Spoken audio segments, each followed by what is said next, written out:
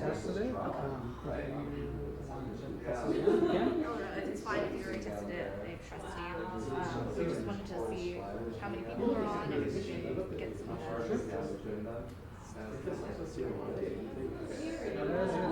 It says it's live. It should take a couple of seconds to get to your computer.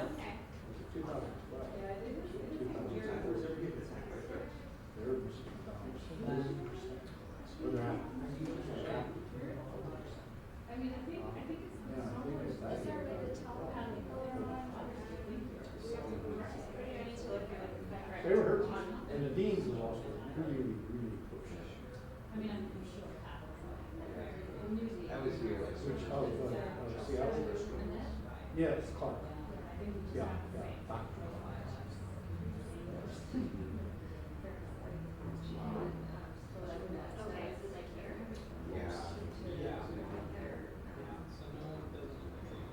Yeah, so when I served, we go to, we haven't served in Westport here. Yeah, And, and we have the Dean, there. she was association for years. She was the other side of her, she was one with warm weather surfing. Nothing crazy, like, This will change. no, not the Yeah, clearly. I mean, it's a sign, post sign, and he doesn't have to use all the time.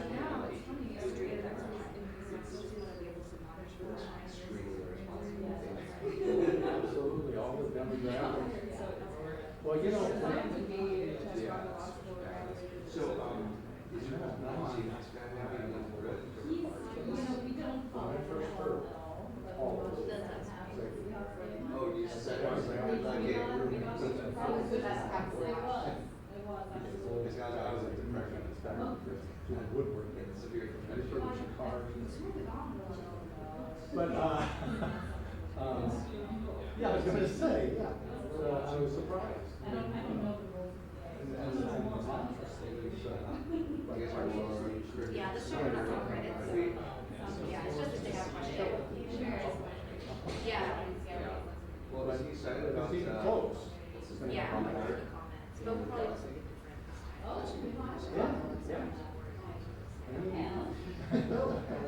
Hello, John. Yes, how you doing? Nice to see you.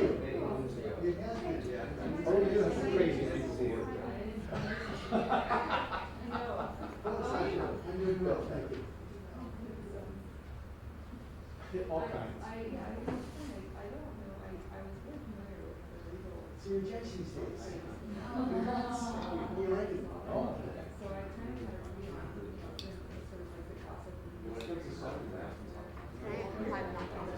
Pardon me? Oh, it's high enough that when you walk under it. Well, I'm so short. Oh, and I put it up to sun so most people won't be, won't like being here down. Yeah. Yeah. Okay.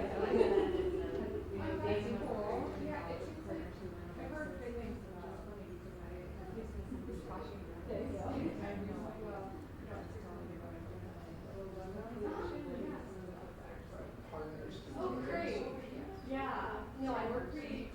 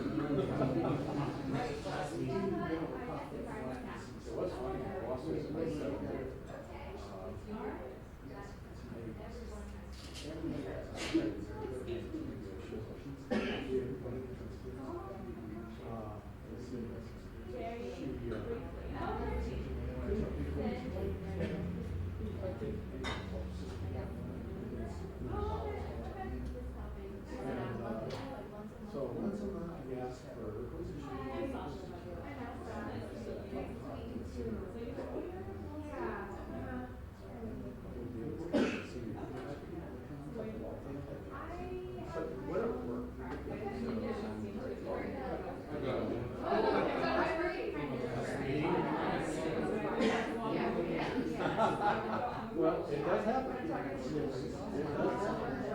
Yeah, this was the experience of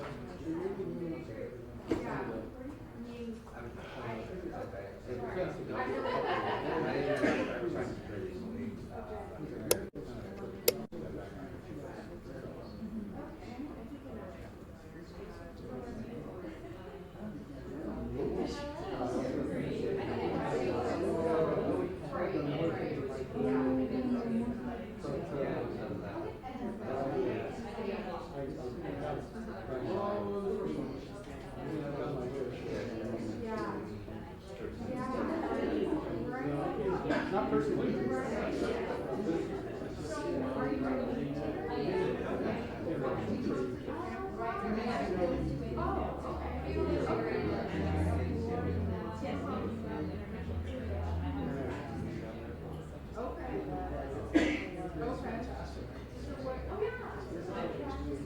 Oh, I think it's I've changed careers. Wait a minute.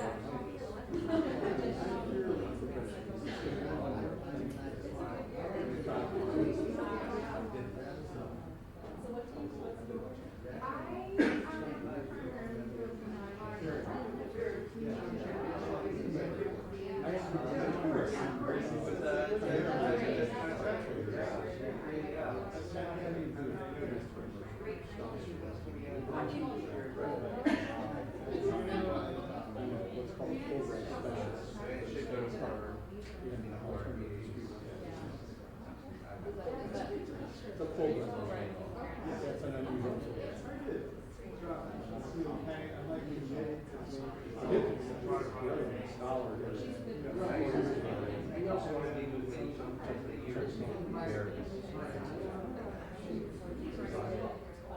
Yeah, sure.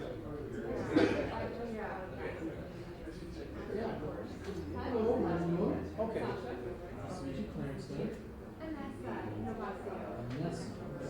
What's your house?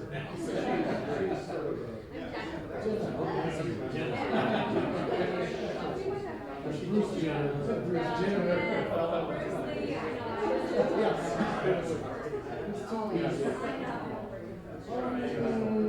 At the King County Bar Association, there was the luncheons.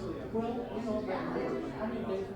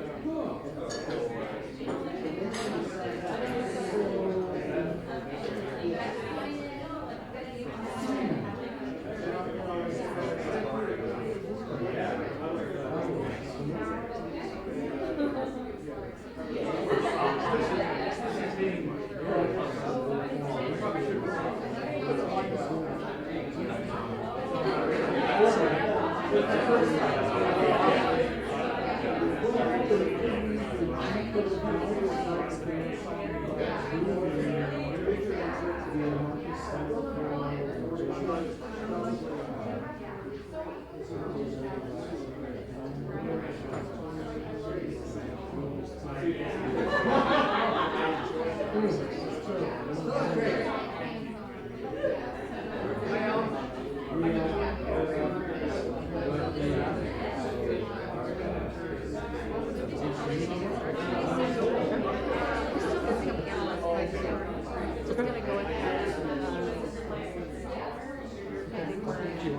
want me to tell them that they're not going to hear themselves? Do you want to tell them? Because a lot of people, when they don't hear themselves with a mic, start Oh, I can remind them that they absolutely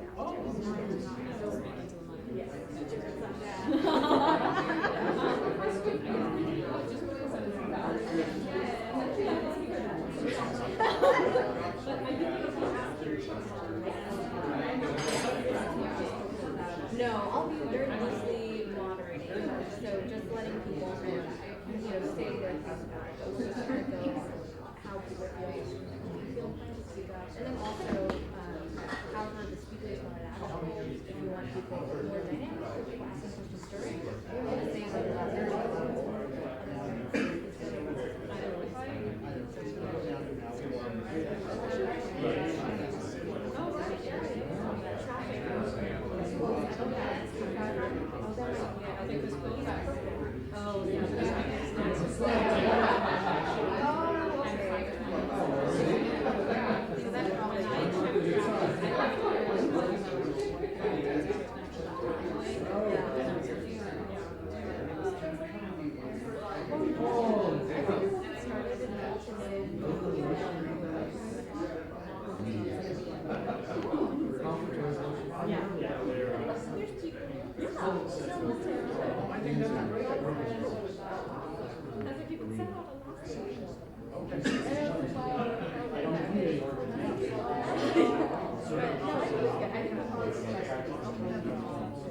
I've done it before too,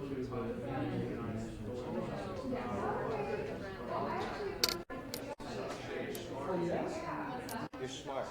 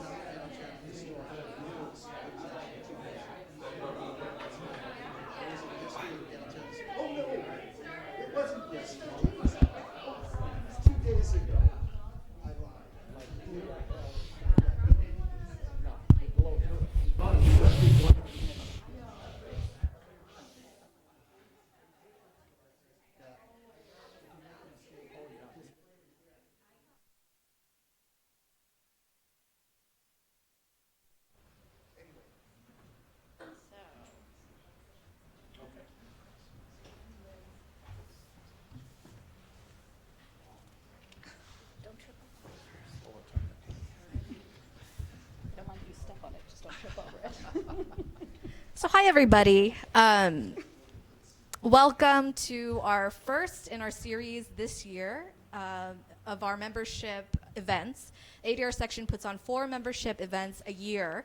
These are loose, not as structured as you find in CLEs, but they're educational. We have panel presentations.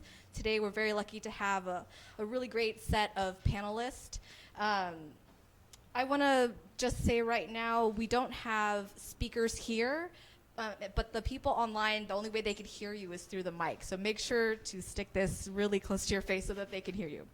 I wanted to really quickly give you the dates for the other events that we're having this year. In March, on March 18th, we're doing Trends in Arbitration. It's kind of a primer for the ABA's conference of dispute resolution, which is going to be hosted in Seattle this year. In May, on May 21st, we have one on client counseling. And it's in September, on the 16th, we'll have one on ethics. So please stay tuned. Keep updated on our website. That's WSBA adr.org. So I also wanted to introduce Jenna Bruce. She is co-chairing with me. Did I introduce myself? Hi, I'm Helen Ling. I'm on the ADR section executive committee, and I'm co-chair of the membership committee that hosts all these events. Jenna Bruce over there, she is co-chairing with me and doing so much work behind the scenes for all of this. So without any ado, I want to get to the speakers. And as casual as we usually have it and customary with these events, we usually have you guys introduce yourselves so you can self-aggrandize as much as you would like. Why don't we start with Judge Chun at the end? Hi, I'm John Chun. I'm a judge on King County. I'm a judge on King County Superior Court. It's a court of general jurisdiction. I'm a trial judge, and I was appointed by Governor Inslee to the bench back in December of 2013. I took office in January of last year, and I've had just an amazing time on the bench. It's been a great privilege to serve. Prior to that, for a little over 18 years, I was in private practice. My practice focused on complex commercial litigation and employment litigation. And before that, I clerked for Judge Eugene Wright on the Ninth Circuit, and before that, college and law school. Great to be here. Thank you. Hi, I'm Sasha Phillip. Does that work with the mic? Okay. I'm Sasha Phillip. I am a mediator and arbitrator in private practice. I just started my full-time mediation practice in March of last year, so fairly new in the full-time mediation practice. Before that, I spent 12 years as a civil defense litigator. And went to law school, graduated in 2001 from Tulane University, so not a local. I also am on the adjunct faculty at Seattle University School of Law, which I just started this semester, so also very happy to be here. Thanks. My name is Craig Bellis. I'm a commercial arbitrator and mediator. I'm also a law professor and a Fulbright specialist in ADR. And I am a hearing officer for the state bar. And for years I was the chair of the state bar examiner, so I used to say I would get you either on the way in or the way out. Little cynical there. But before that, I've been in private practice as an advocate and as an ADR practitioner for many years. I've been a member of the bar for 40 years. And I was a adjunct professor at Seattle U. I was a full-time law professor at Gonzaga teaching personal injury law and constitutional law. Excuse me. Before that, I was an assistant attorney general in the Consumer Protection and Antitrust Department for the state of Washington, and a law clerk before that. So that's a little bit about my background. It's great to be here. I'm glad you're all here. Intimate setting with a few people here. I'm thinking maybe we can have it be a little bit more open. If you have questions for the panelists, feel free to ask at any time. I'll bring the mic over to you. Make sure that you don't start talking before I get the mic to you, because the people on the webcast won't hear. Also, Jenna, she is looking at the comments online, so if the people who are on the live streaming would like to ask questions, feel free to comment, and it'll get asked here in this room. Also, you might notice we were supposed to have 4 speakers. We're missing Sherman Knight right now. I heard from Sasha that traffic is horrendous, and so he may be joining us a little bit later. Just to let you know, that's why there's this empty seat. But why don't we just jump straight into it? What is your profession and what do you do? I think a lot of you already talked a little bit about that. Is there anything else you wanted to add? Sure, I can add one thing. I mentioned before that what I do is, my job is being a trial judge. And so why am I here on this panel? What does that have to do with ADR? That's DR, right? But actually, I also serve as a settlement judge. As you may know, if you have a case filed in King County Superior Court, a civil case, there is an ADR requirement. And so many of the cases that I manage go to mediation. but also I serve as a settlement judge, and other folks, other judges' cases will come to me for a settlement conference so that the ADR requirement can be satisfied. And I should have mentioned before that before joining the bench, I served as an arbitrator and a mediator for a number of years. Thanks.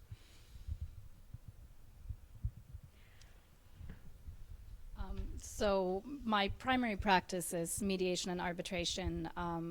In addition to the paid work, I guess, I also volunteer for a number of organizations. So I do mediations for the EEOC on a volunteer basis, as well as the Federal Executive Board, which is a shared neutral program within the federal and state agencies here in town.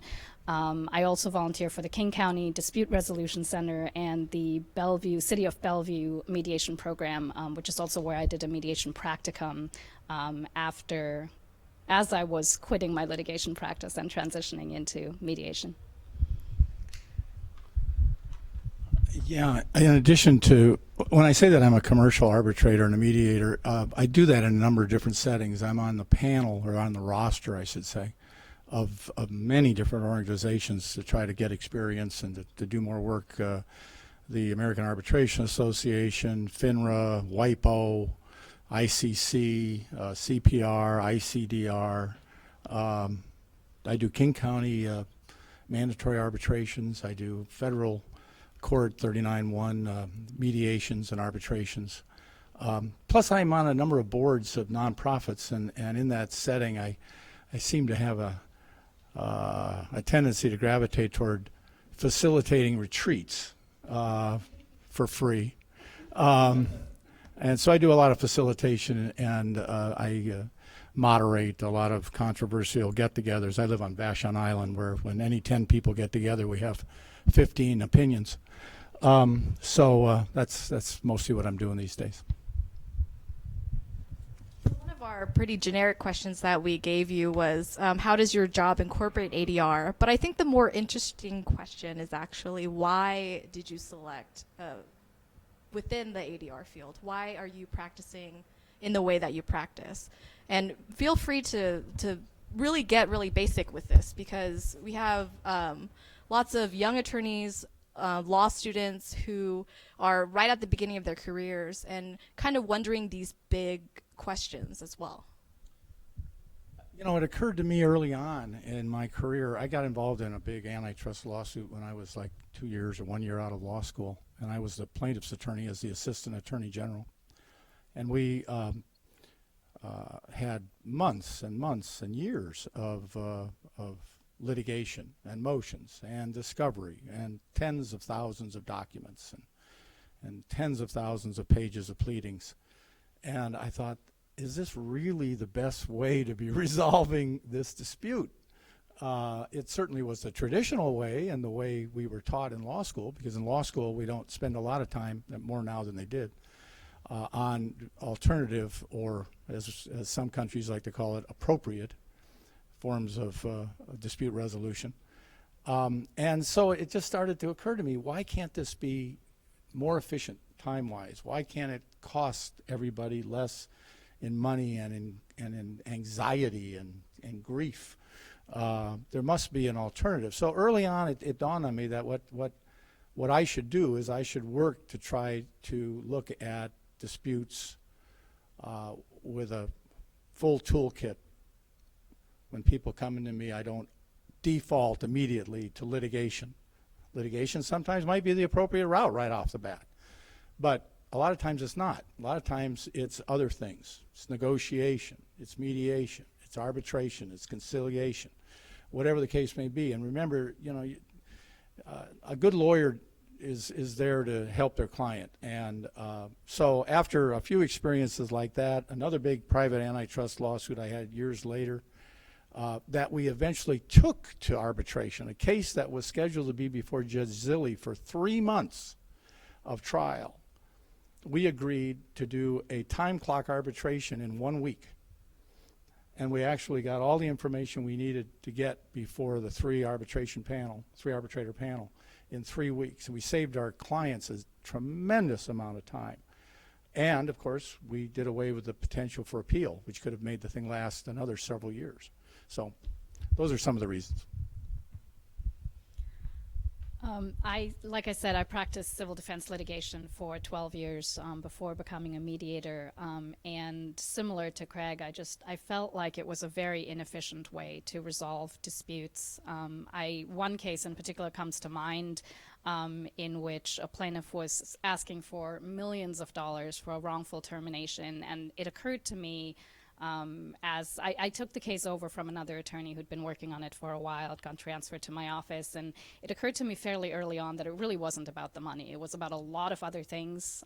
The money was somewhat secondary, and obviously they wanted the money, but there were a lot of other things going on. There were issues of feeling disrespected and mistreated, and this woman had been fired from a job for allegedly stealing, and so there were a lot of things going on that the litigation process just couldn't address. A judge can't order someone to be nicer to someone else. They can order some things, but that's not one of them. So it occurred to me that there are other processes that work much better in cases like that. And as I was telling Judge Chun earlier before we started, I felt like litigation was making me an angrier person, and I'm not generally an angry person. So I feel like mediation is just a kinder, gentler way to resolve disputes, and I think we need a little bit more of that. Obviously, as Craig said, sometimes litigation is the way to resolve a dispute. There are disputes that can only be resolved through a traditional trial process, but I think those are probably the minority of cases. Thank you.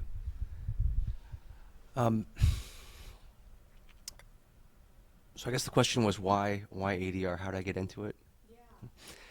So I started out as a commercial litigator, doing both plaintiff side and defense side work, and a few of the cases went to mediation, some of the cases went to arbitration, and I was intrigued by the ADR processes that I saw in action, and I thought maybe I'll give this a shot. And I got my feet wet pretty early in my career, and sort of the way and I enjoyed it. After I settled a case, I'd come home and my wife would tell me, like, I've never seen you so happy about something. Even after you win a trial, you're not like this. And I just felt really good about myself, helping along with the help of others, take some conflict out of the world, sometimes heavy-duty conflict. And so I found it very rewarding from the get-go. I also liked being an arbitrator a lot. I liked serving as a neutral. I enjoyed the variety. I enjoyed trying to get the answer right versus advocating for one side. I thought that was it added some good variety to my practice. And sort of the way I chugged along midway was I knew I was going to go in one of three directions. I ruled out certain options like going in-house or becoming a law professor, academia. And the three paths that I focused on were keep doing what I'm doing. That's being a trial lawyer and also having a bit of an arbitration and mediation practice, or I'm eventually going to be full-time mediation and arbitration, or I'm going to join the judiciary or try to join the judiciary, because that was a path that really fascinated me. I was very interested in it. I was very excited about the possibility of serving, and I had a number of friends who had joined the bench who really encouraged me to apply, and I'm glad they did, because I'm enjoying the job very much. But I still have very fond feelings about ADR. If I could stay with you, Judge Chun, Sure. about that. I think the very generic question of how did you get to your job, what was your career path, is one that always comes up with these types of career panels. But I'm curious to see if you've seen evolution of over time. Has it changed the field of ADR? Is it harder or easier to get into? What was your experience like getting on the bench? Because that actually, you have firsthand knowledge of what it is exactly right now, what that experience is like. Yeah, that's a bunch of questions, and I'm not sure where to start. Which one do you want to hear about first? We'll go with the your career path, how you got there first. How you got to where you are. To the bench. Yes. Okay, so I was born and raised in Portland, Oregon. Had no idea what I wanted to do with my life. Went to Columbia in New York for college. Thought I wanted to be a journalist. Thought it'd be a good school to go to. Thought New York would be a great place for a budding journalist. I decided my freshman year that I didn't want to be a journalist anymore. Then I thought I wanted to be a professor. And then I decided I didn't want to be a professor. And then I thought about being a lawyer, had lunch with my dad's lawyer, spoke to a couple other lawyers, and that was actually a shamefully small amount of due diligence. But based on that, applied to law school, and it's tough to admit, but I think in my, I don't know, 19 or 20-year-old mind, I didn't really know what I wanted and what I wanted to do, and it was a little bit of a default. But fortunately, law school I really liked. I cracked open that torts textbook and loved it. And that was at Cornell, and I loved the law, got fully immersed, served on law review, loved that. Still didn't know what kind of lawyer I wanted to be. And one of my roommates said, "Oh, you're a litigator. That's your personality. I'm a transactional lawyer. That's why I'm going to White and Case. But you're a litigator." And I thought, okay, maybe I'm a litigator. But I did gravitate towards the procedural types of classes like federal courts, Civ Pro, evidence, Crim Pro. I just love that stuff. And so I thought maybe I'll apply to be a law clerk for a judge. That way I could put off for a year deciding what I wanted to do with my life and actually learn some more about litigation and about the law. So I applied to judges in 3 different cities, Seattle, Portland, and San Francisco. And the first judge to make me an offer was Eugene Wright here in Seattle, and he was on the Ninth Circuit at that time. And so I got great exposure to the legal community that way. And then I decided to apply to a boutique firm that had great experienced trial lawyers. I thought that was the best way for me to get experience in the courtroom, and it worked out. At that point, I was getting pretty interested in litigation, and I really wanted to be a trial lawyer. And so early in my career, I tried to get into the courtroom as much as I could. And then, you know, at a certain point, I was wondering, do I want to serve interrogatories for the rest of my life? Do I want to answer interrogatories, take depositions, produce documents, deal with disputes about discovery for the rest of my life? Is there more out there? And I think sort of related to that were my forays into arbitration and mediation, and also thinking about the bench. But quite honestly, I'd been thinking about the bench since law school. It seemed like a great job, and serving as a law clerk got me even more interested in being a judge. And what was I going to say? I didn't think that serving as an arbitrator would help me become a judge, but actually on that long application that they have on the governor's website, they do ask you what sort of experience you have being a neutral. And so I didn't really plan for that experience to help me with my application to the bench, but it actually did. And if someone wanted to follow in your footsteps and go a similar path, what would you say as a piece of advice? Or I'm not sure being a judge is for everybody, but I would say to try to get as much experience as possible. I think it's fantastic that we have a diverse panel here. You've got Sasha, who's kind of on the front end of her career as a neutral, and you have Craig, who has a lot of experience. And I think she's doing all the right things. She's volunteering. She mentioned a number of organizations, the EEOC, the King County Dispute Resolution Center. There are other ways you can volunteer to be a neutral. I think just getting your feet wet and volunteering as much as possible. As far as the King County Superior Court Arbitration Panel, last time I checked, it required only 5 years of experience before applying. So there are many ways that you can start getting the experience of being a neutral fairly early in your career. Thank you. Sasha, similar Same questions question? for you. Yeah. Okay. I was born in India, grew up in Germany, so I'm very much not a local. I always sort of toyed with the idea of being a lawyer, although I did even less due diligence than you did. I read a lot of John Grisham novels. I don't know if that counts. I have nobody in my family or circle of friends prior to going to law school who were lawyers, so my parents were actually quite horrified when I decided I wanted to go to law school. They expected me to be either a doctor or an engineer. but I always liked the idea. My mother always said I always split hairs, and I always wanted things done properly, and law school was actually a fairly good choice for me. I really enjoyed law school, unlike a lot of people. Like you, I really liked civil procedure and criminal procedure and sort of the book-based procedural things. I actually really liked tax law as well, although it never occurred to me to become a tax lawyer. So went to Tulane, wasn't able to find anything coming out of law school that would work, and sort of fell into the litigation job. It wasn't something that I'd specifically planned. I found that I really enjoyed it. I enjoyed being in court. I love taking depositions. I don't like written discovery much, but I really enjoyed taking depositions.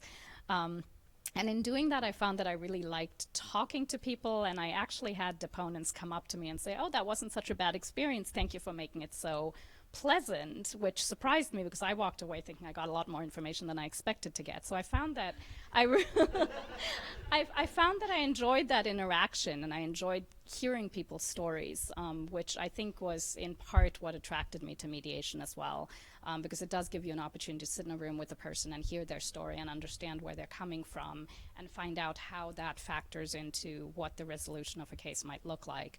Went to Tulane, came here straight from law school, did litigation for 12 years. I also joined the King County mandatory arbitration panel. So I did get some exposure to arbitration fairly early on. I think it is still 5 years. I've also joined the Snohomish County and the Pierce County mandatory arbitration rosters as well, and I've gotten a few cases that way. But it is a very good way to get some experience being a neutral.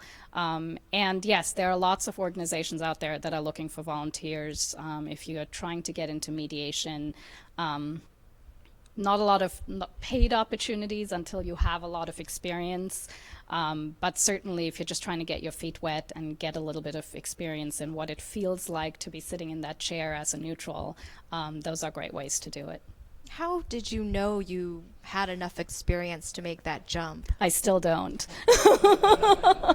I think at some point it's just a leap of faith. And Firin, who's in the audience, I ran into him at one of these events, and then about a year later I ran into him again. He said, "How's your mediation practice going?" And I said, "Well, I haven't launched it yet." And he looked at me and he said, "You said last year that you were about to launch your practice." And I said, "I just don't feel like I have enough experience." So I think at some point you just need to take the leap of faith and do it, because I certainly feel as a mediator that I am constantly learning. I don't think I'm ever going to stop learning. And at some point, you just have to trust that you've got the experience to help people enough that you can make it work. And ask me again in a couple of years, and I'll let you know if it worked out. So for you, Craig, similar question, but also how have you seen the field change over your 40 years in practice? I'll save that for the end. You wanted to know a little bit about how I got into ADR. I was 7 pounds 8 ounces. I'm the chair-elect of the ADR section, and Alan Al-Hadif is our chair, who's sitting back here. And whenever we have board meetings and we introduce ourselves, I always terrify my fellow board members by starting out that way. But I'll move along a little more quickly than that. I went to college at the University of California at Santa Cruz. I'm a banana slug. Actually flunked out, but didn't know it because I never checked my mail. I lived on the beach. And I went back a quarter after I'd flunked out, and I saw that I'd flunked out and went to my advisor, and they said, "Oh, you did so well last quarter that we decided to let you stay." But I was a psychology major, and I was a psychology major from the very beginning for 4 years, and psychology has always interested, human behavior has always interested me. I went to law school over my own sort of objection. My older brother, 7 years older than I am, is an attorney. And, you know, if you have an older brother or an older sister, you're always kind of haunted by, am I playing by their rules or am I playing by my own rules? So I had sort of a knee-jerk reaction. I'm not going to become a lawyer because he's a lawyer. As a matter of fact, he's one of the best lawyers in California. He's a criminal defense lawyer in Alameda County. And then I finally dawned on me. I go, well, you know, maybe I'm reacting. I should go if I want to go. If I want to, and it dawned on me that that if I wanted to have an influence in many, many different settings, I wanted to go to law school. Many of you wrote that on your applications to law school, I know, but it's true. So I went to law school. I initially went to law school at Gonzaga, and graduated from Gonzaga. Was a law clerk, Rule 9 for the Division 3 of the Court of Appeals, and then was a law clerk for Division 2 of the Court of Appeals. Because I did the same thing as Judge Chun did. I wanted more school. I wanted more education. I wanted more background as to what this was all about. And I always thought being a law clerk was sort of like being a post-grad, education in your state's law or your region's law. And that was a great opportunity. Then I went to the Attorney General's office, and I mentioned I was in the Consumer Protection and Antitrust Division. But I also got an opportunity to be in the Education Division, where I represented all of the community and state colleges. And it was what, in my opinion, is the plum of all Attorney General jobs, because you have all these different options, all these different things. You're a plaintiff's attorney, you're a defense attorney, you're a corporate attorney, you're doing all these different things. And one of my major jobs was to appear before what at the time was called the Higher Education Personnel Board. It was an administrative agency. So whenever there was a disciplinary matter or a dismissal or whatever at the colleges, typically it would end up before this administrative agency, and I represented the colleges. And I had a case that was called Unfair Labor Practice Number 1. And I lost it horribly at the hearing board level. And I took it to Judge Alexander, who was a judge in Thurston County at the time. He reversed it. It went to Division 2 of the Court of Appeals. They sustained him, and I eventually won. And then I got offered, after being an AG for about 4 years, I got offered a job as a full-time law professor at Gonzaga. And the board that I appeared before said, "You beat us up so badly before the Superior Court and the Appellate Court, we want you to be one of our arbitrators." And that's how I actually broke into being an arbitrator. The moral of that story is the same, the same advice I used to give my law students all the time, and I give my kids. Do the damnedest best job at what you're doing right now. Keep your eye on the goal, where you want to go, and the doors will open. The cracks will open. You take those, but you always want to put your best effort, the most you've got into where you're at right now. I mean, even though that may not be exactly where you want to be, but keep working your way toward the goals that you want to go toward. Now, I didn't know the goals. Like Judge Chun, I didn't know what goals I wanted to go toward. I'm still trying to figure out what I'm going to do when I grow up. I guess it's the old Santa Cruz thing.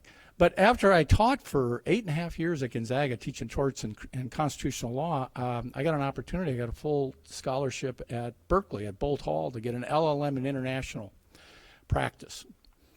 So I got this international practice thing. I came back to Seattle and started practicing international business law and litigation and arbitration. And this gets me back to the whole lesson of how complex these cases can be. I had a case against the People's Republic of China and the Port of Nanjing, where we basically alleged that they converted, remember the first week of torts, they converted some huge container cranes that were on a ship going over to Nanjing. And it involved all sorts of other things. But because of a really badly written arbitration clause in their contract, that case ended up in King County Superior Court, the federal court in San Francisco, and the London Court of Arbitration, all fighting out who had jurisdiction over the case.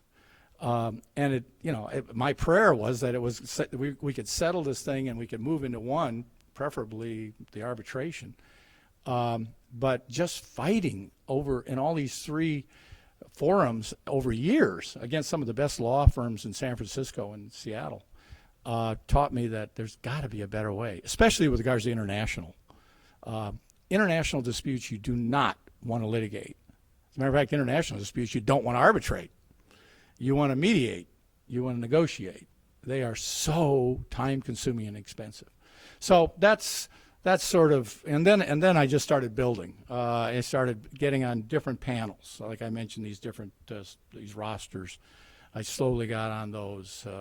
I joined the ADR section. I participated. I was, like I say, a bar examiner for many years on and many other bar association sections and boards that I volunteered for, nonprofits that I volunteered for to get my name out, and slowly but surely started to build a reputation. And then on one day back in 2009, it was a slow day in my office, which is a block and a half from here in the Grand Central Bakery Building, and it's been there for 25 years. I had a slow day, and I got on the computer in 2009, and I said, what else can I do? So I applied for a Fulbright scholarship and ended up teaching international dispute resolution in Prague in 2010, and then got a new one here a few months ago, and in July and August I'm going to be in the island of Mauritius for a month. What they asked me to do was to create a culture of ADR for the island nation of Mauritius, which is a great opportunity. But that's slowly, but I know. I've had a few volunteers, but the problem, obviously, in doing all of these things is you take an economic hit by going back to school, or changing your profession from law professor to private practitioner to arbitrator to whatever the case may be. And you've got to be willing to do that if you want to experience all the law has to offer. And the law has a lot to offer. You can experience so many different things. But you'll take a bit of an economic hit if you get off that specific narrow path to one narrow aspect of the profession. So that's part of the problem. You got to take some risks.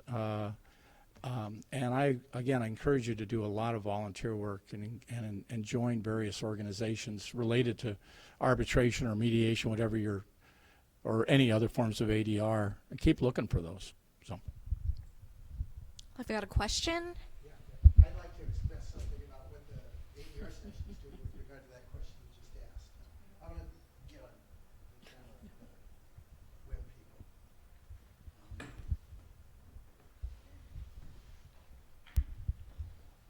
I'm Alan Al Haddaf, I'm chair of the ADR section, and I wanted to address the question of how to break in or what to do. And one of the things the ADR section is doing is we're going to be hosting a monthly meeting that will be in format very similar to this, only it will be participation of all the invited guests. And the monthly meeting will be approximately 2 hours. It will be here at the Impact Hub Seattle, probably beginning at 4 o'clock. It'll probably be on a Wednesday or Thursday afternoon, go from 4 to 6, 4 to 5:30. We haven't worked out all the details. But it's essentially going to cover, we're going to have them monthly. They're going to be informal. You can come to some, don't come to others. They're going to be free. We're going to ask you to join the section. If you don't want to join the section, that'll be okay too. And we're going to focus on how to break in, how to become a mediator. Sometimes we're going to talk about very specific skills, the mediation skills. Sometimes we're going to talk about the inner work of how to become non-judgmental, how to soften when you're facing a problem. As I'm hearing the stories of how my colleagues have broken into the field, I have the same stories. I have the same experience of having people settle and being really happy with that. I've had the same experience of losing cases and feeling terrible, and winning cases and not feeling that much better that it was in balance, in harmony. I didn't feel in harmony when I won cases. That didn't feel as good as I thought it would. And I found that we're all have very common motivations. The difference is everybody up here took a leap at some point in their career and said, I'm going to do this. And when we all started, we all were faced with the same doubts. Can I do this? What does it take to do this? Who's done this before?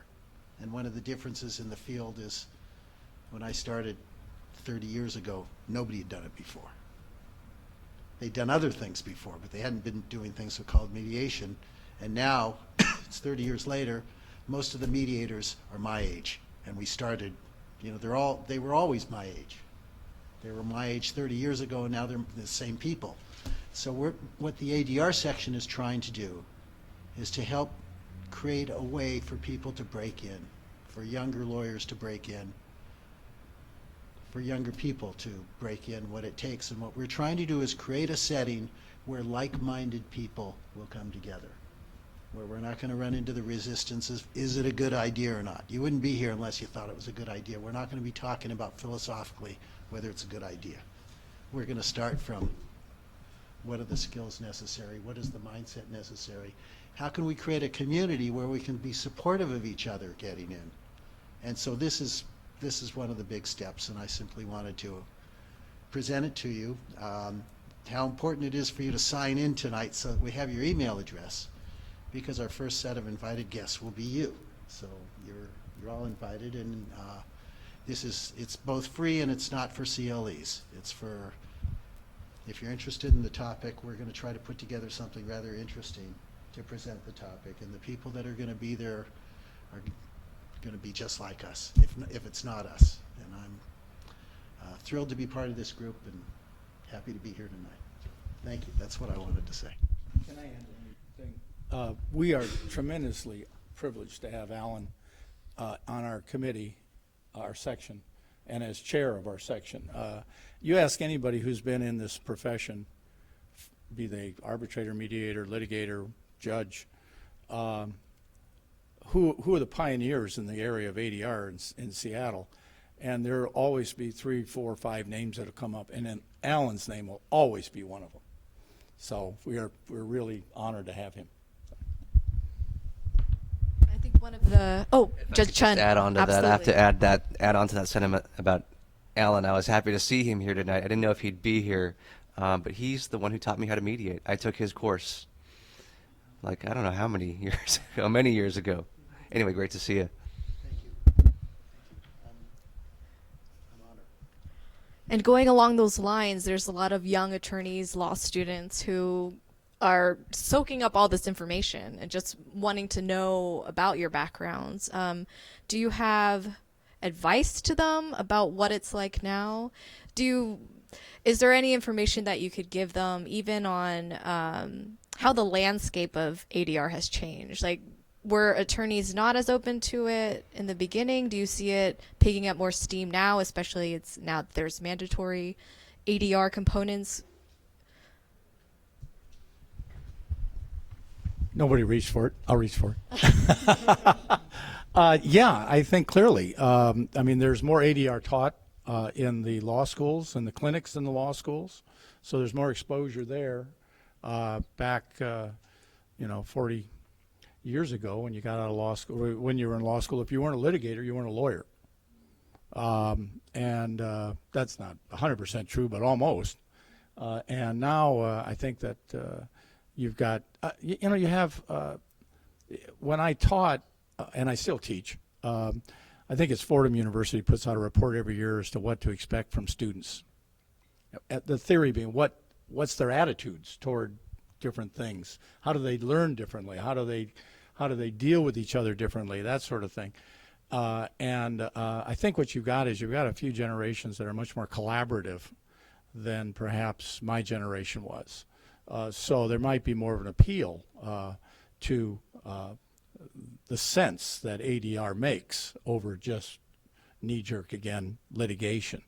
The other thing, as an encouraging point, we were talking about this a little before we sat down, is, as you may or may not know, the state bar has done a lot of demographic research on the state of lawyers in the bar right now, and their concern is that we are not going to have enough lawyers in the state of Washington.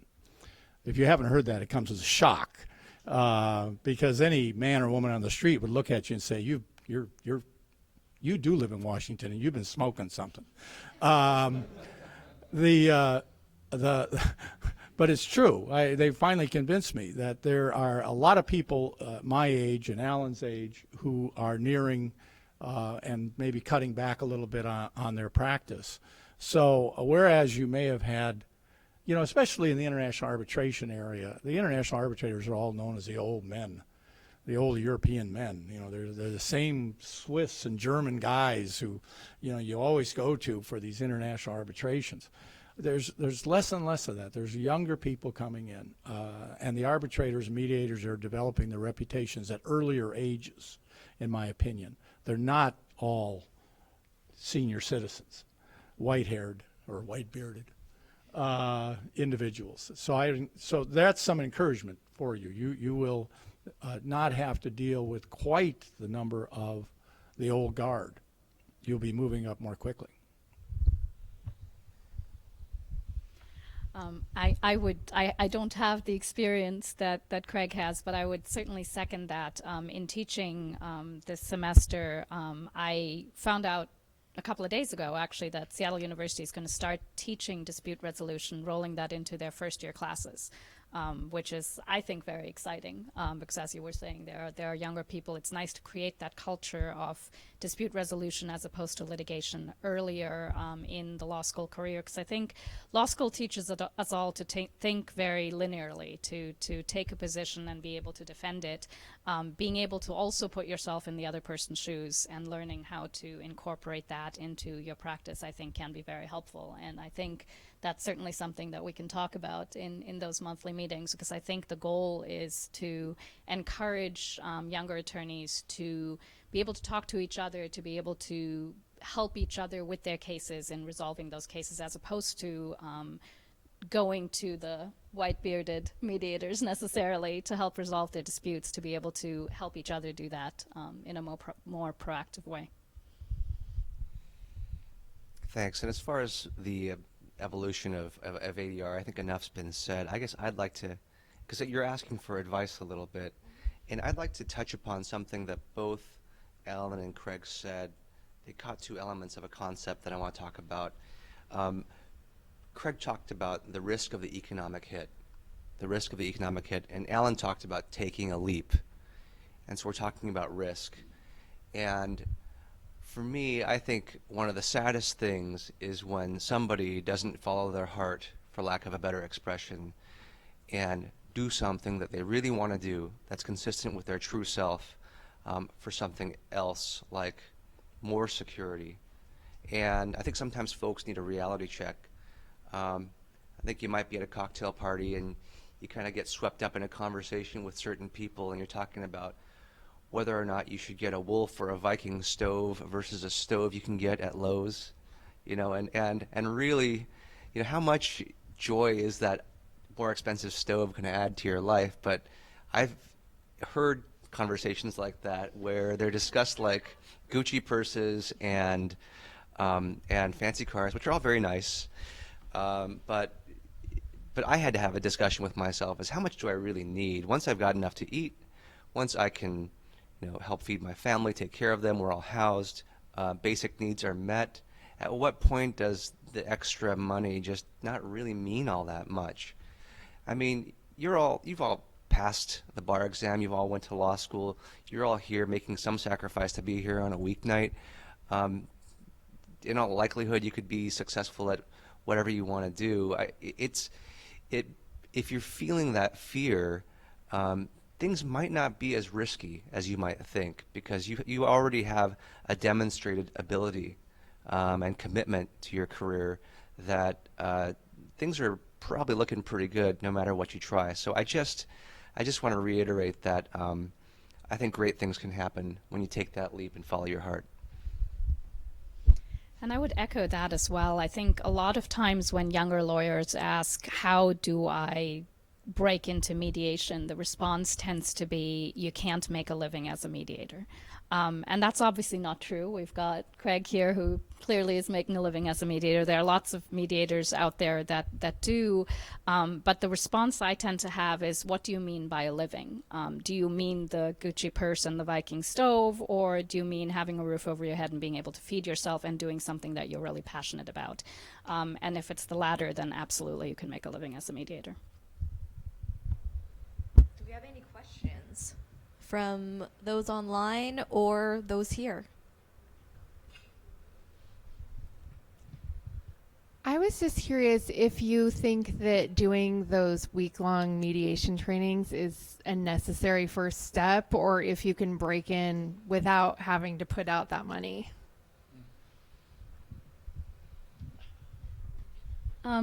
I would say it depends on your level of experience a little bit. I think if you have a lot of experience in a field that you're interested in going into as a mediator, I think the training is valuable because it teaches you a lot of skills that law school doesn't teach you, things like active listening and just things that you need as a mediator that you might not have picked up elsewhere. But I think if you've got lots of subject matter expertise, you might be effective as a mediator without necessarily doing that training. I think if you're earlier on in your career, that training is invaluable. And I would actually say that the basic mediation training is insufficient. I think if you're doing 40 hours of mediation training and hanging a shingle saying, I'm a mediator, you may be very talented and you may be very good at it and you may be empathetic enough to be able to get cases settled, but in the litigation arena, that doesn't tend to be enough. You need more than just that 40-hour training to be able to truly mediate cases and get people to resolution. And there are other resources to get training that don't cost money. The ADR section has a number of videos on it, on our website, that touch upon various aspects of mediation theory and early mediation, other aspects that you can, after a good Google search, you can find a fair amount of free video. So. Well, I'd like to go a little deeper on answering that question. I just had a conversation with somebody today who's been a lawyer for about 40 years, very seasoned, very experienced, and very close, has very close friends with 2 or 3 very prominent mediators, other than me, and we're very close. So, and he asked the same question. He was going to go to a very fancy program in California. He said, is this the best one in the world? And I answered, I don't know that it's the best one in the world. It'll be very good at showing you skills that mediators do. There'll be 8 or 9 people that'll present, and the local ones have 2 or 3 people presenting. There'll be a lot of overlap, and you'll see how 2 or 3 people do it. That's helpful.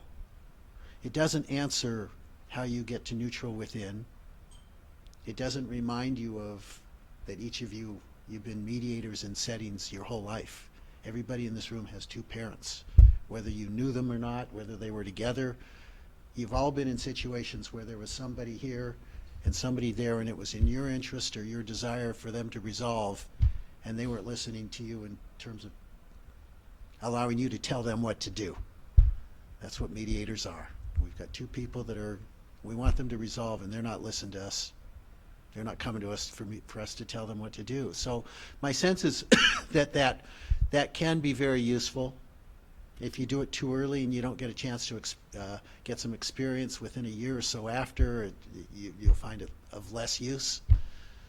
And that's part of the reason why we're motivated to put on these programs, both of this nature that we invite you to and that we're actually recording so that we can put it on our website afterwards, but also to have an ongoing conversation. And that might be the best first step if you don't have the time or don't want to commit the expense to it. There are other trainings around, and there are some, the DRCs have a less expensive one that's spread out over a longer period of time. So that's another way to get this. And they all have different features. We support all of them, we work with all of them, and there's many paths to get there. So having a conversation with like-minded people, and then you might be able to create your own study groups within that, where the cost is just your time and your effort, without it being, having to pay money out. And so we want to support all those efforts. And and the other thing I wanted to add is just a little bit of it's on our radar screen.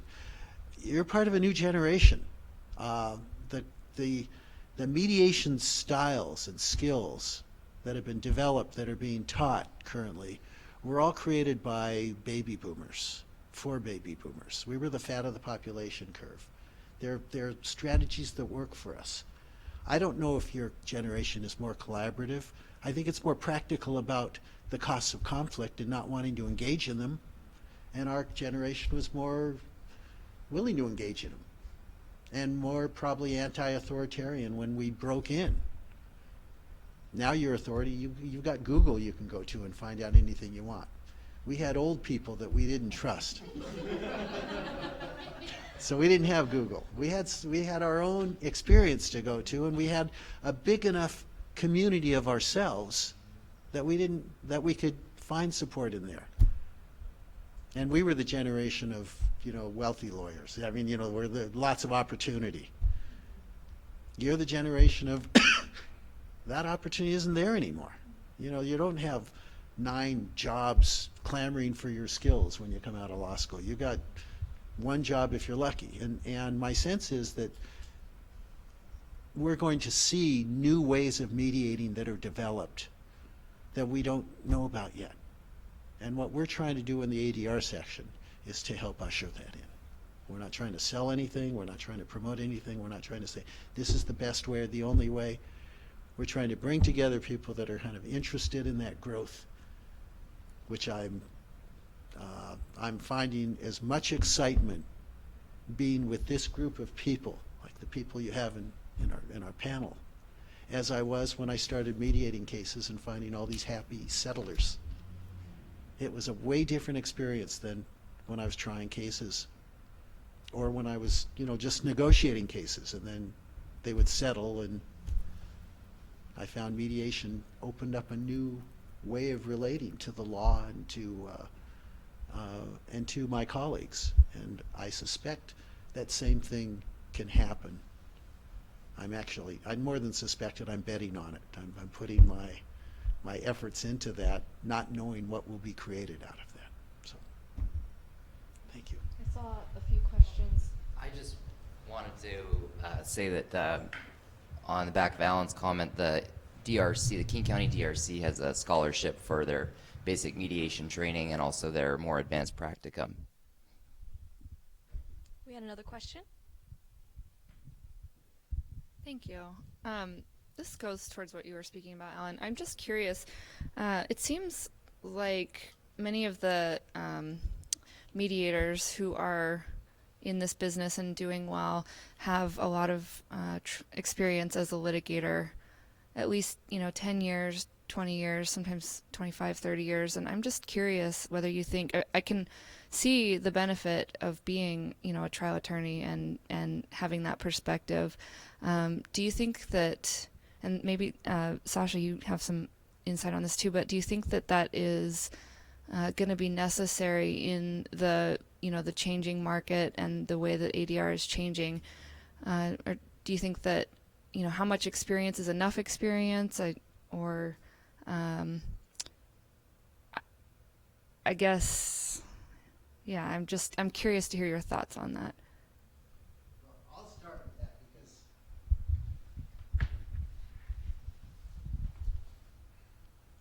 I didn't have a lot of experience as a litigator. I had a little experience and I lost some cases. So that was the experience I drew on. Not having done 10 million depositions or gone through 5,000 interrogatories per case, I didn't have that kind of experience. But I had enough experience in enough fields to know the feeling and know what the experience was like. Going in, trying a case, winning, losing, disappointing your clients, not getting paid, working for $2 an hour when I got paid. And so I realized that the business of mediation, as it evolved in the last 20 years, that the people that broke in were generally experienced people in various fields of law, like the family lawyers, the retired commissioners, the construction lawyers that knew all their colleagues. And that was a way to break in. But we have a whole new generation of lawyers that didn't break in that way, and that's what I want to support. So I'm betting on that isn't as much of a necessary component. And I'm as interested in you and what the other 3 panelists have to say on that particular question. Yeah, the paradigm might be changing somewhat. The classic situation, it's a little different for mediators than it is for arbitrators. Arbitrators, for the most part, there's a tradition that your arbitrators had a lot of litigation experience or were former judges, and that now are on the various judicial panels or rosters. And I still think that you do have to have some bona fides in that regard to be fairly well respected as an arbitrator, unless you've had some experience, for example, as an administrative law judge. And there are a lot of young administrative law judges who develop a reputation for being good with evidence, for having a good judicial temperament, for being fair, for understanding the rules of evidence as they apply to arbitration, etc. But in mediation, I think you can. I'd agree with Alan. I think that more and more you can develop that reputation and break into that field without having had a lot of litigation experience. There is always going to be this thing about, well, do you really have the life experience? Have you really had enough ups and downs and pains and whatever in order to be able to really empathize with both sides and understand that? Because a lot of mediation, as you probably know, involves building trust during that mediation session. And if you come in there with some of those bona fides, you start out with maybe 1 foot up. But I would hope that mediators like Alan, who's one of the greatest mediators in the Northwest, could do it without having a lot of experience in litigation. And I would add to that there, I have run into a lot of really good mediators that are not attorneys. So they don't have any litigation experience. They've got experience as teachers and therapists and homemakers and mothers. And so it depends on the kinds of mediations you're doing and whom you're doing them with. I think if you're dealing with older established attorneys who do something very specialized like construction defect litigation, they're going to look for the older established mediators that have lots of subject matter expertise, that have lots of background in litigation and mediation. If you're trying to settle cases that are, I would say, more relationship based, family law cases come to mind, employment disputes, the kinds of cases where you really, what's more important than the subject matter expertise is really the ability to empathize with the parties, the ability to understand their perspectives and bring them closer together. I don't think that massive litigation experience is necessarily for those. So when I was in practice and we tried to decide on a mediator, often the question was, who can get this done? Who can get this done? And I'm not sure we talked a whole lot about whether the mediator had a whole lot of experience as a trial lawyer. Some of them did, some of them didn't. Stu Kogan, for example, I don't think he litigated a whole lot. Yeah, I think he's maybe did some litigation and didn't like it. I don't know. Sorry, Stu, if you're going to watch this recording. But he's fantastic. He gets the job done. He works very, very hard, and he has that reputation. And so I think as far as getting the work, it's about developing your reputation for getting the job done, for being a good mediator. So there's one example. You know, when I was in practice and developing my ADR practice, I had that same concern, and so I played it safe and tried to get as much litigation and trial experience as possible. But I see a number of examples around town where folks have become very successful mediators without a whole lot of trial experience. They're just known as people who can get the job done.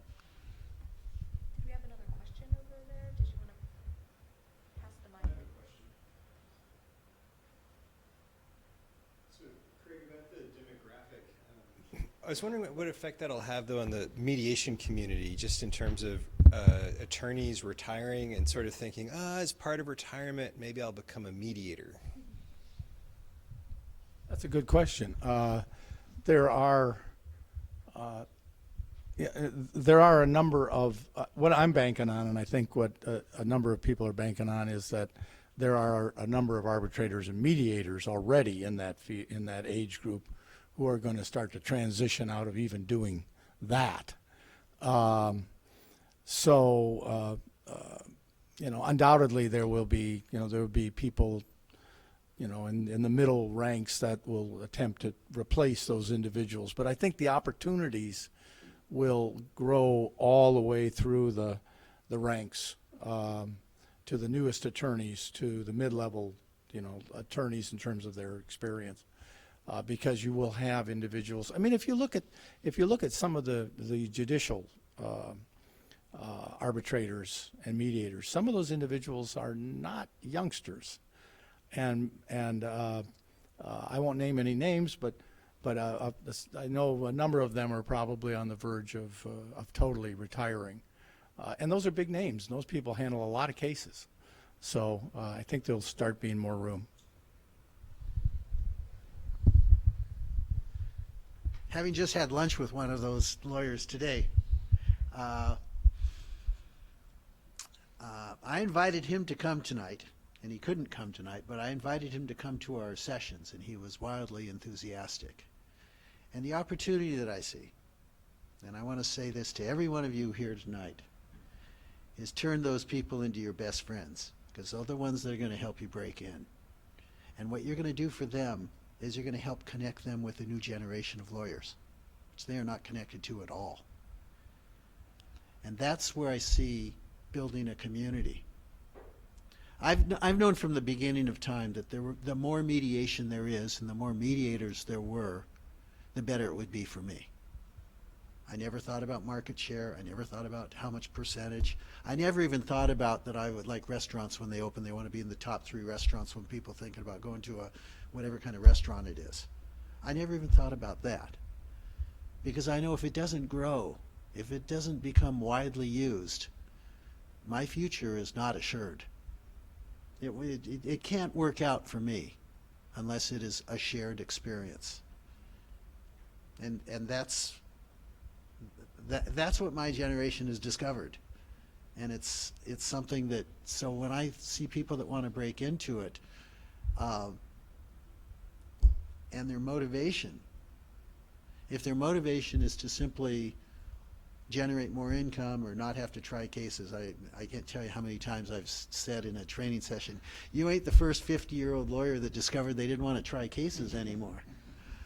And there are a lot of those, but the ones that actually make that leap to say, I want to be a mediator, usually has something to do with what happens when cases settle and what happens to them, what happens, and that's a shared experience. And so my thinking about the future is that bringing these two audiences together, that's where it can really take off.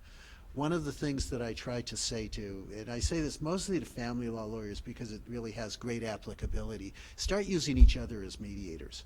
Think of the advantage that you have in any case of being able to call somebody and act as a go-between with the other side. Somebody who speaks your language, who you can talk to in a confidential way with confidence that that you're not intimidated by their presence. They're not older than you. They don't charge more than you do. They don't do what mediators now do, which is charge about 1.5 times what lawyers seem to charge. And it's not hard to get a hold of them. At the very least, you can catch 2 ships passing in the night, the low-hanging fruit of settlement. And you don't have to settle the whole case. Just settle part of the case.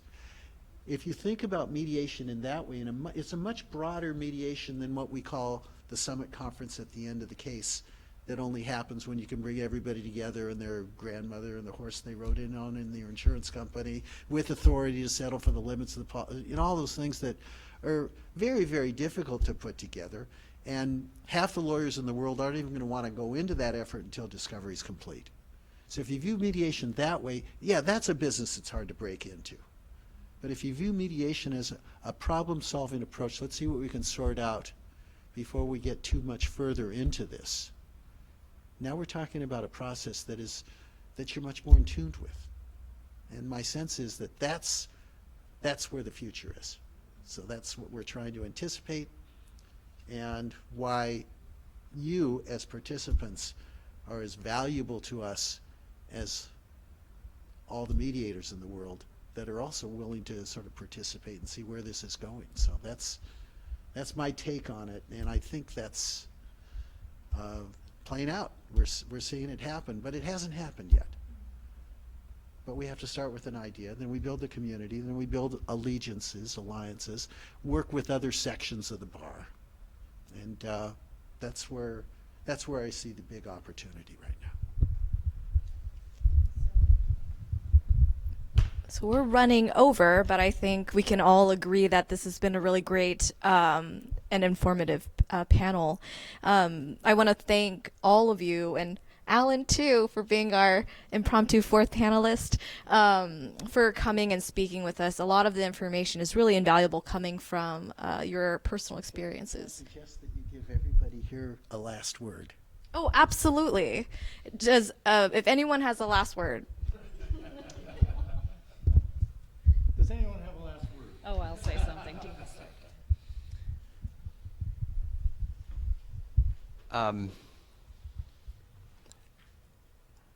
I don't want you all to take this the wrong way, but I am a trial judge on a court, and again, it's not ADR, it's DR.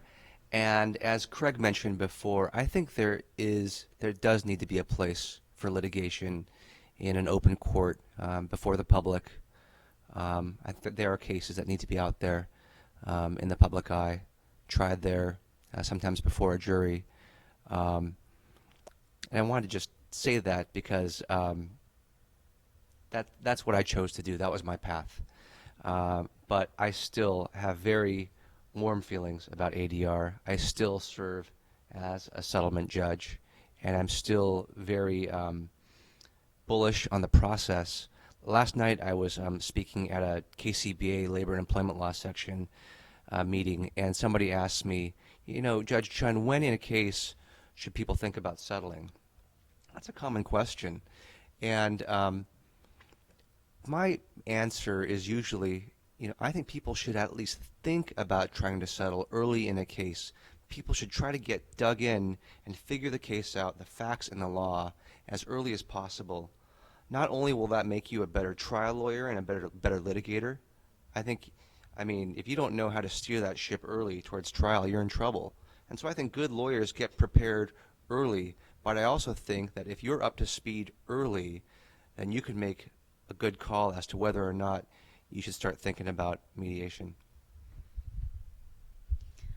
I just wanted to put out there, I very strongly believe in the community that Alan is talking about, and I am more than happy to sit down with anybody who wants to talk further about how to break in, how to, anything related to ADR, really. I love having those conversations. I've started a few groups just because I feel like people need to talk to each other more, because that conversation needs to happen more than it is, and I'm glad that so many of you came out today. And if anybody wants to continue the conversation, I'm more than happy to do that on a one-on-one basis or in a bigger group. Be proud of your profession. Don't let the profession be put down. Do everything you can to make the profession a better profession. And I think one of the best things you can do is when a client comes into your office with a dispute, you say to yourself, I'm here to help this person who may never come in contact with lawyers or the judicial system again in their entire life. But my job is to help them resolve this dispute, be it suing the other side, negotiating with the other side. You have to evaluate the problem and help that individual get through that problem. And in doing so, you will heighten the image of the practice of law. So I would encourage you to do that. Believe in what you're doing. We are all learning together. I had no idea what this last word would be, but I want to put wind behind the sails. We are a complementary process to the practice of law. We are complementary to litigation. And one of the things that I've always thought as a mediator is it's perfectly okay to litigate. It's very important to litigate. There are some cases where that just aren't going to settle. I never worried about settlement rates, or I never kept track of what my percentage was, because I know that if I worked real hard, they'll get as close as they can. And if they can't, that's what courts are for. And courts are perfectly designed to deal with that. And think about your own practice. If you've made every effort to settle the case, how good you feel about going to trial because you made the effort to settle and it just didn't happen. That's the process that we are. And if we view it that way, it's going to put it all in the right perspective. I really appreciate what Judge Chun, the point he brought up. There's a place for courts, and it's a very, obviously when I went to law school, that's all we learned about was the place for courts, and we didn't learn about this other thing. But the statistics about what percentage of cases settled has remarkably been the same.